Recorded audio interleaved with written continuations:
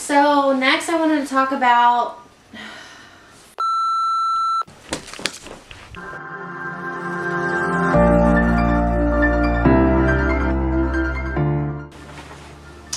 Hey YouTube, so I'm finally back with another video. To all my subscribers, I'm so sorry it's taken me so long. It's been about 6 months. So I've had a lot going on. As of now, I'm officially out of the Army. I'm a civilian again. I'll get to why that happened later on, but right now I'm going to start where I left off. And so I was into reception. So this video is going to be all about reception, and this is going to be about literally everything we did in reception. You could be in reception for a different amount of days. It just depends on how quickly they get through with your group. We were there for I think 4 or 5 days, and we actually spent Thanksgiving Day in reception, which was kind of hard for me because I'm really big about family, so that was difficult for me, and it was like the start of the holidays and stuff. So but Thanksgiving Day they went a little easy on us, which was nice. But yeah, so I want to talk about our arrival there, where I left off in the last video. My group got there by van. I don't know if people actually got to fly into reception. I think it just depends on where you're coming from and what's cheapest for the Army and how they want to get you there. So, but we got there by van. I think there was maybe 6 or 7 of us in the van. And then I was actually put in charge of like keeping count of everyone and giving out their meal vouchers and everything like that. So when you're traveling, the Army will actually give you a meal voucher ticket, and it's good for a certain amount. I think ours was like $25 or something. And it's good for just the trip on the way to wherever you're going to reception. We only had to get 1 meal with ours, so it was really nice. We didn't have to worry about overspending or spending any of our own money. But the drive was about 6 hours for us.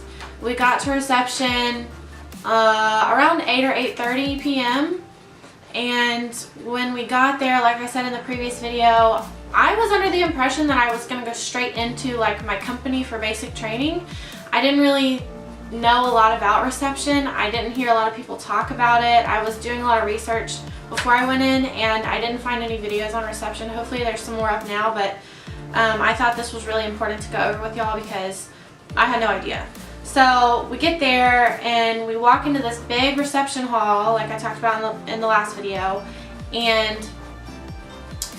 there are drill sergeants there, but they're not going to be your actual drills in basic training. So reception and BCT are totally separate facilities. You will be transported to your company for basic training once you're finally done with processing and reception. So reception is all about processing. So this is where you're going to get your shots, the peanut butter shot that everyone talks about. This is where you're going to get all your uniforms, your PTs, pretty much everything medical, and then you get to go to their little PX too, which is really nice. It's just like a little mini shop where you can get all of your hygiene stuff if you forgot something. But we'll go over all of that in a second. So when I arrived at 8:30, we started doing paperwork. We were all sat down, and it was very organized. They told you exactly what to write. So don't stress about any kind of paperwork. If you get nervous or you're worried you're going to mess something up, it's really hard to mess up this kind of paperwork because they tell you exactly what to put on there. And then you have all of your information given to you, and then a lot of people came with their social security cards and their driver's license or like state IDs,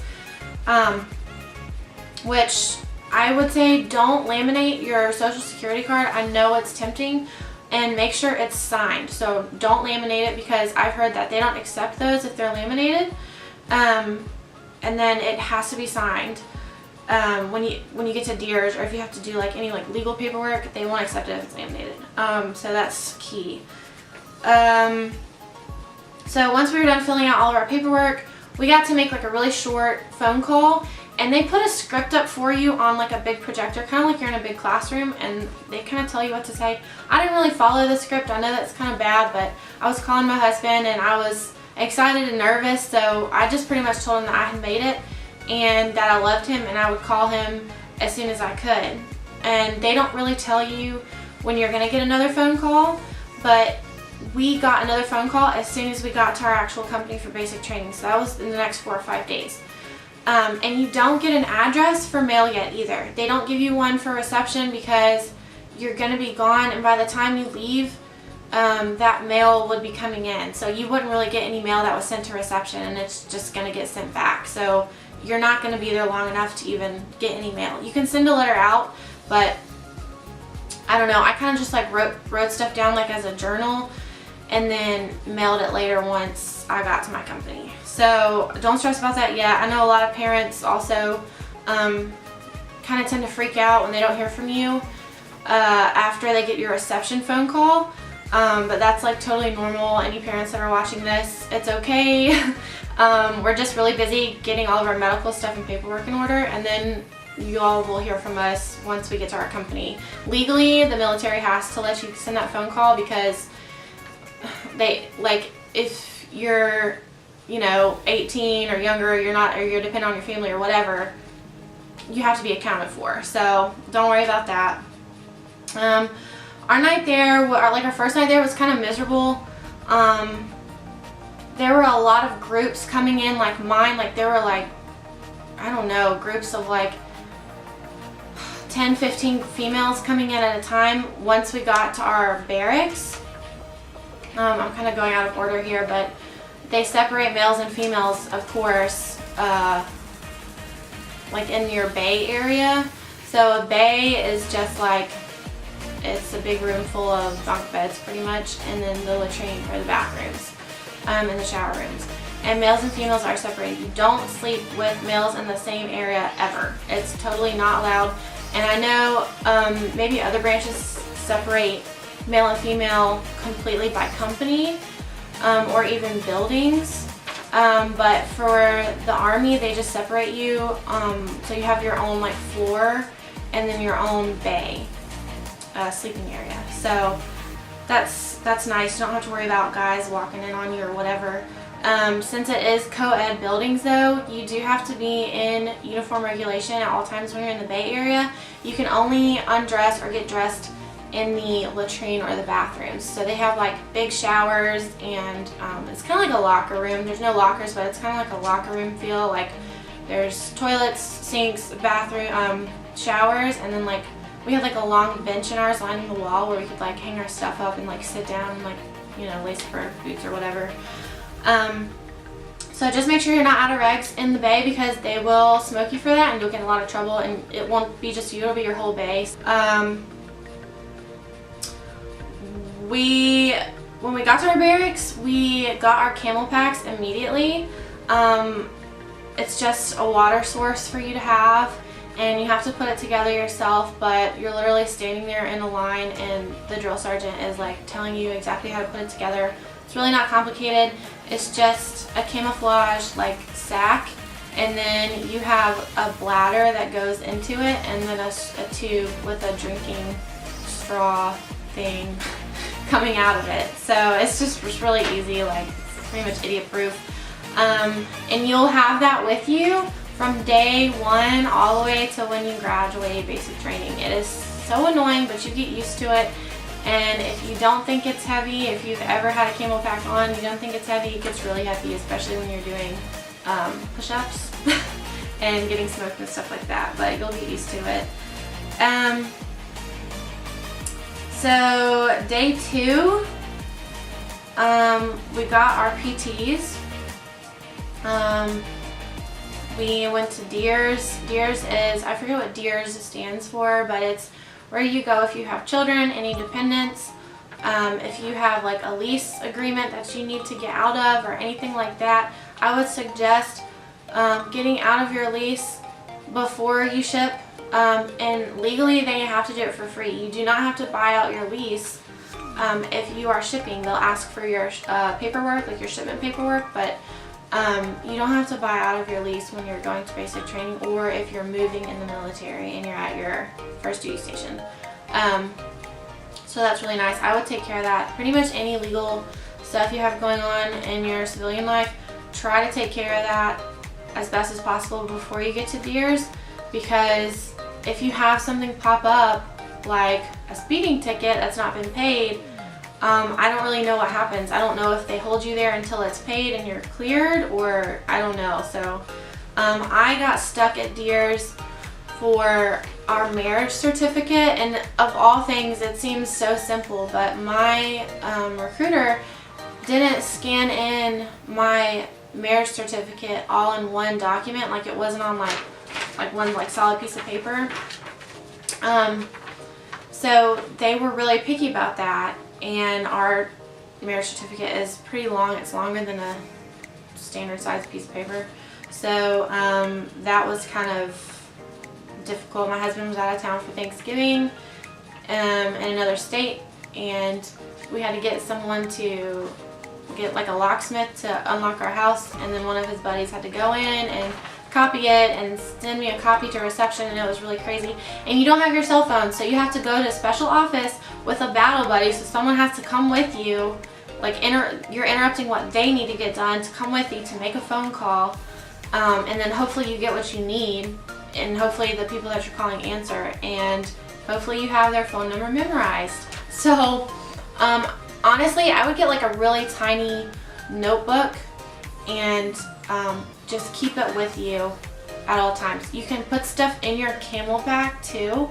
It has like a little pocket where things won't get wet, and that they actually make you do that. They make you carry around your blue book and pens and stuff like that in your Camelback. Just be careful about your pens, because they will punch a hole through your bladder and then you have to buy a new one. So luckily I was able to remember his phone number in the midst of everything that was going on. But yeah, just keep like a small notebook with you or something, just in case something goes wrong at Deers. I remember there was a couple of other trainees in there that were trying to get a hold of their kids' birth certificates. I don't know if it was like their stepkids or something that they had full custody of for BAH or whatever, but there's different things like that. So make sure to go over all of that with your recruiter before you ship, just to make sure you have everything for your dependents and everything like that. Next, I want to talk about shots. So I was up to date on all of my shots. I had my shot records scanned in, but I still had to get 6 shots plus a peanut butter shot and plus like 2 little pills that they gave us. If you're afraid of needles, like I'm not, but like I know there were a couple people there that were, they go so fast, it's really hard to like be afraid when it's happening.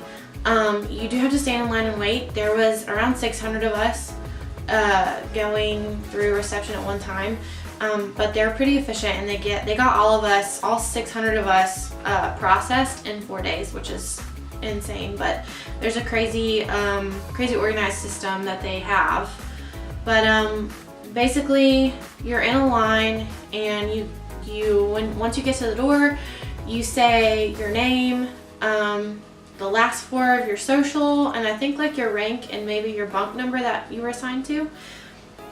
And then one of the nurses sitting there will call out a code, and there's like 4 or 5 specialists, sergeants maybe even, that are there. They've been trained, they're in the medical field or area in the Army, that will give you your shots. They stand on either side of you, and you just walk down the line, and they get you in each shoulder at one time, and you're done. It takes like maybe 30 seconds.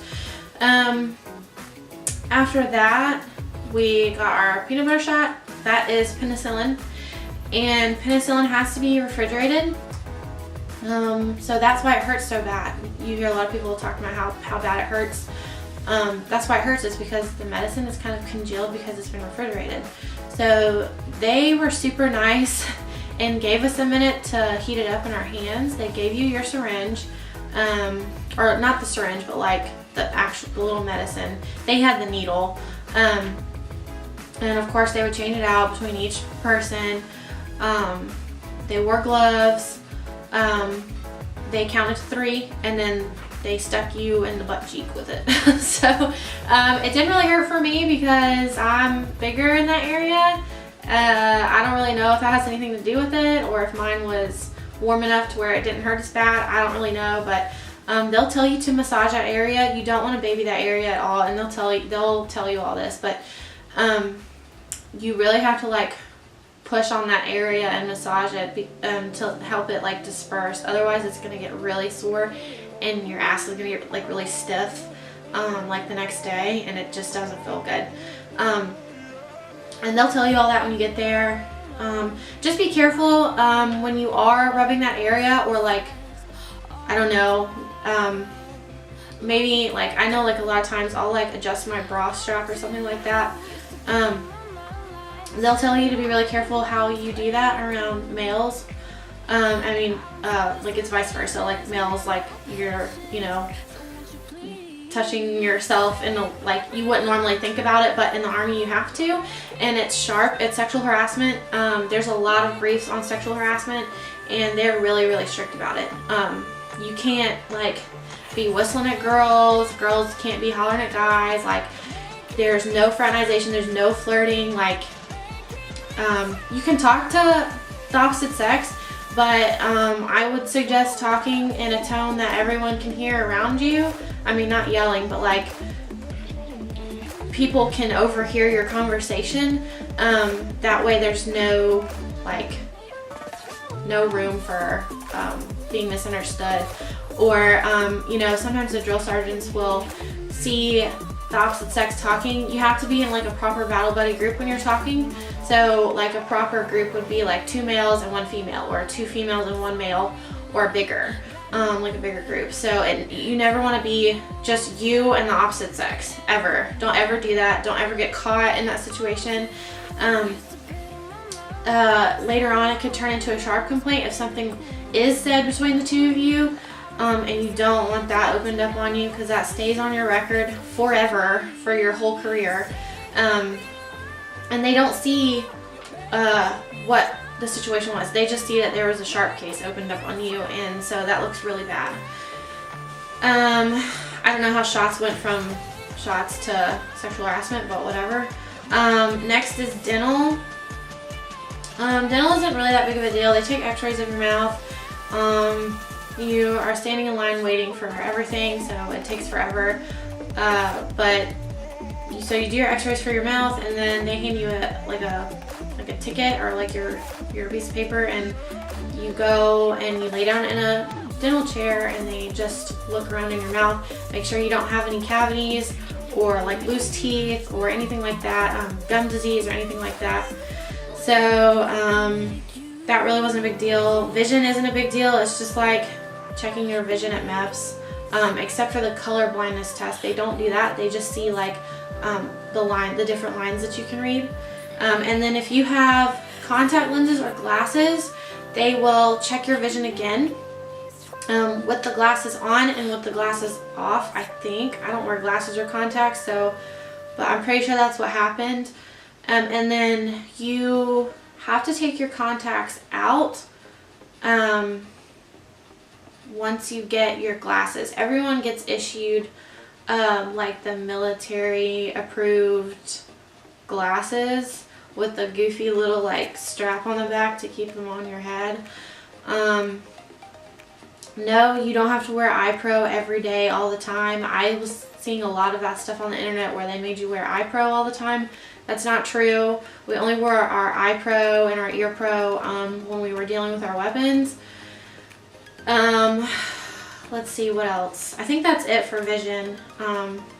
Don't wear color contacts. A female got caught wearing color contacts by our first sergeant the day we were shipping out, and it was really bad. She got in trouble for that. I had to take him out.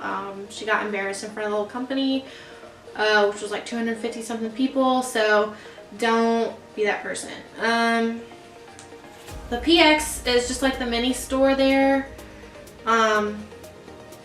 You can get that's where you get your PT tennis shoes. We did not have to pay for ours. They were just issued to us, but I heard that some of the other groups had to pay for theirs. I'm not really sure what happened there. but they issue you a prepaid card out of your first paycheck. So you haven't gotten your first paycheck yet, obviously, but when you do, that money comes out of it. And I think it was $350 or $450 maybe, which is a lot, but you're gonna go through it and you're gonna use that the whole time you're at basic training, because you will have to get like more laundry pods or, I don't know, tampons, like a new toothbrush or toothpaste or whatever. So it kind of made me mad, but then I realized that you know, I do need that money. So it's nice to have it prepaid. That way, if you are going in and you're super broke, help me, I'm poor, you already have that money and it's, you know, taken care of. You don't have to worry about that stuff. If you can't afford to buy your own hygiene stuff, just wait until you go to the PX at reception, because you'll have that prepaid card, so it won't be a big deal. Like, if you're absolutely broke, it's okay. Like, your transportation's paid for, your meal is paid for on the way there, you're fed once you get there, and then you have your prepaid card to get all of your supplies. So, like, don't stress about it. If you can, like, scratch up some stuff for, like, shampoo, like toothpaste and a toothbrush, that's pretty much, like, all you need, besides, like, the clothes on your back and the clothes you'll be sleeping in when you get there. So don't worry. They have, like, panties, sports bras, tampons. I would recommend getting foot powder and the moleskins at the PX, because you will need those, especially if you realize that your boots don't fit you right. So yeah, that's the PX. And you are monitored when you go on the PX. Everything has a system, and there are people waiting in line to go to the PX too, just like for everything else at the reception. So you know, there will be the drills in there with you, and you know, maybe have like stuff in mind before you go in there so you don't forget anything. So after you've gotten all your things from the PX, and you know, you've got your money situation taken care of, you get issued your uniforms, and you'll get your PTs, and then like your OCPs, your boots, God, like everything, like your green shirts underneath. They give you your dog tags at the last minute. Well, they did for us before we shipped. And legal is where you get your ranks to put on. Like, I was a specialist, so I got to where I felt so badass when they gave me my specialist rank to put on my PC, but that's when you get it. So if you go in and you have a rank, that's really cool. You get to put it on your uniform. It made me feel really good, because I don't know, like, this is something that I've wanted, so that's really fun. When you're getting fitted for your uniforms, they don't like tape you or measure you. It's really quick, and the people there that are issuing you your uniforms are usually civilians, and your drills will be kind of monitoring you, but that's really a time for you to like make sure that things fit. They'll pretty much look at you and hand you a size. They've been doing this for so long for so many people, they really don't have to ask you any questions. So if they hand you a size that might be too small or too big, you need to speak up and say something. Of course, be polite. Civilians now always outrank you when you're in the military, in case you didn't know that. So yes ma'am, no sir kind of thing. But you need to say like, hey, I know, be like sure about it. Don't say I think, because then they're just going to tell you like move on. But you need to say, hey, I know this isn't going to fit me. I need a size large or extra large or whatever. They gave me a medium. I didn't know how the mediums fit, so I kind of went along with it. But the first night back when we were changing into our PTs to go to sleep, they didn't fit. They were too small. I have like bigger hips and thighs. And so the built-in shorts underneath the PT shorts were like way too tight. So I had to go back and get those switched out. And I actually ended up having to speak for like my whole female bay, which was really, I thought I was gonna get in trouble for that, but I had to tell a drill sergeant that there were like 20 of us that needed to change sizes and get reissued different sizes. And then the civilians that were there doing the PTs like didn't want to take us back that day and get it done, but I was like, I don't know what I was thinking. I guess like looking at it now, I probably shouldn't have spoken out of turn like that, but I pretty much said like, man, there's like 20 of us, we all have our paperwork, and we need to get our stuff changed out. I don't know how that flew there, but it worked out and everyone got what they needed, so that was good, I guess. So yeah, with your boots, OCPs aren't really a big deal. If they're a little big, that's fine. Like, you're gonna be moving around in them a lot, like crouching down, you're gonna be getting smoked in them, you're gonna be rucking in them. You want them to be comfortable. You don't want them to be like super like form-fitting. A lot of the female drills that I had, they got their OCPs like tailored to them and they looked really nice. But for basic training, I wouldn't worry about that. You can't get it done anyway, so if they're a little too big, like, it's okay. You can get them fitted for you later. I think in AIT you can go and do that, and then you can get the softer, like nicer boots in AIT too. But the standard like issue boots suck, and they're really heavy and they're really clunky. And for me, it took, well, I was used to seeing my husband's boots, which I saw his like standard issue ones, and then I bought him like the Oakleys for his birthday one year, and those were like so much lighter. So like when you put on the standard ones, like don't freak, there's like nicer ones out there, I promise. You just have to like make it work for basic training. Make sure that you get the right size though. Again, they get kind of pushy and they rush you, or they like to rush you. Don't rush out of there. I think I took 30 minutes to figure out what boot fits. They'll want you to sit there and lace the damn thing up, tie it, walk around in it, and then they'll want you to put the other one on and lace that one up. They all come unlaced, which is so annoying because it takes up so much time. But don't feel rushed. Like, your boots and your PT shoes are the most important things that need to fit right for you. I had to tell the lady 4 times that I needed a bigger size. The ones that she gave me were way too small. I think they're a 6.5, and I'm like a size 9 in women's, so I knew that I was like around the 7 or 7.5 in men's. All the boots run in men's sizes, so whatever size you are in men's, that's what you need to think about when you're there. I had gone to try on boots before I shipped. That might be a little extra, or like if you don't have like a tactical store near you, just kind of estimate, or like you can go into any shoe store and ask them what size you would be in men's shoes, and it's going to be a different size. So like I'm size 9, I'm usually a size 7 or 7.5 in men's.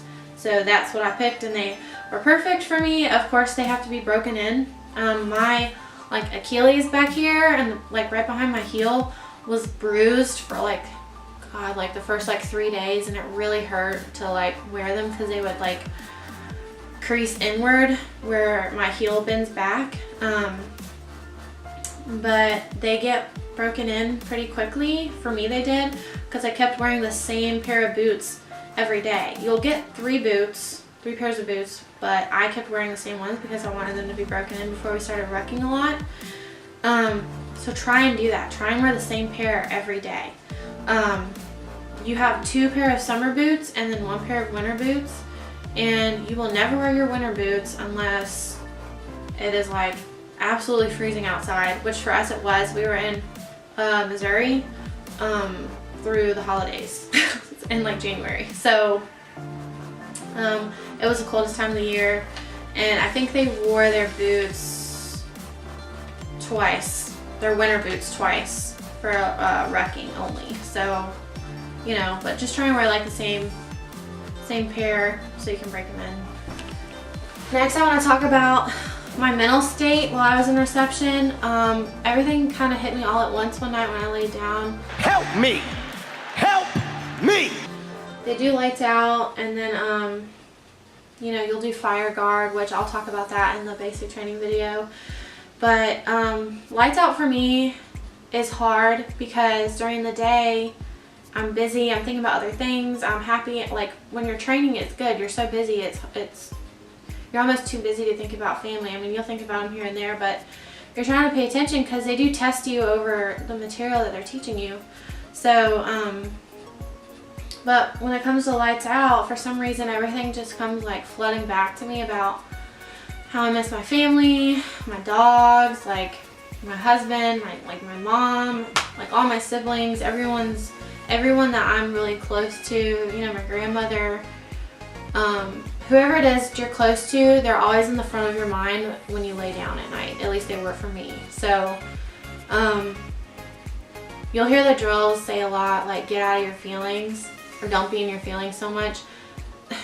It sounds harsh when they say that, but they're just trying to keep you from like breaking down. It's time for you to train and become a soldier, and part of that process is kind of being independent from your family a little bit, because if you do deploy or something happens, your family's not going to be there for you where you can talk to them immediately. So that's the mental training that goes into it.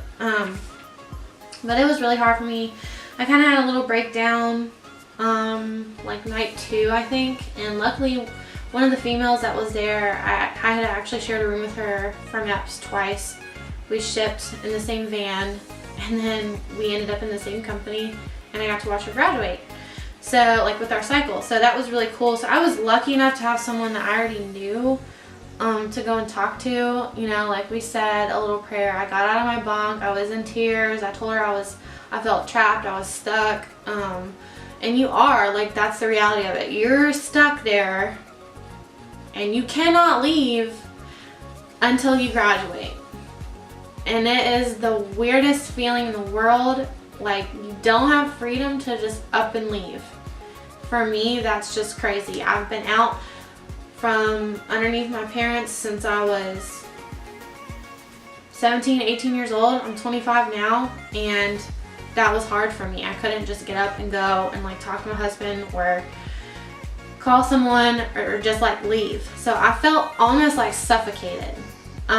I felt like something really heavy was sitting on my chest. I don't know if that was a panic attack. I've never really experienced one of those. Maybe that was, I don't know. But she was able to help me calm down a lot. And also, if you don't have someone there that you're comfortable talking with just yet, because everyone is really new, you can either talk to a drill sergeant, you know, address them correctly and respectfully, but then, you know, with your battle buddy, tell them what's going on. Like, tell them that